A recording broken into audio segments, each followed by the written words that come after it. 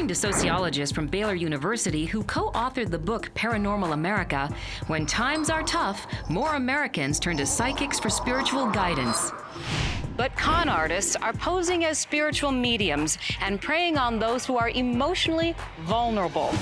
One of the most high-profile cases involves a band of self-described psychics in Florida who, according to the U.S. Department of Justice, allegedly bilked clients out of $40 million with false claims of curses and evil spirits. Joshua Hunt knows all too well how easily people can be scammed. When he was a struggling actor in New York, he went to a woman who claimed to be psychic for some career advice. And she tells me exactly what I want to hear. Josh, you're meant to be an actor, but I see dark spirits affecting your aura, and they're the ones keeping you from achieving what you want to achieve. She even convinced Josh his money was cursed, so he gave her $1,700 in cash so she could spiritually cleanse it. But when he went to pick up the clean cash, she was gone, and so was all of his money. And I was like, how could I be so stupid? Hollister Rand is an internationally renowned psychic medium and author of the book I'm Not Dead, I'm Different.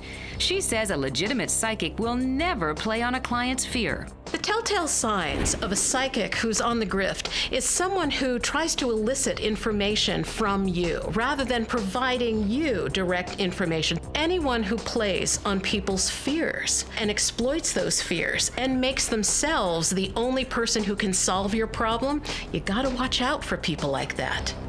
Hollister says another warning sign is when a psychic insists on seeing a client as often as possible. It is unreasonable for a psychic or a medium to see a client each and every day. A scam artist will try to make you dependent on him or her. So what I do personally in my work is I set limitations, and I will not see a person more than twice, sometimes 3 times a year at the most.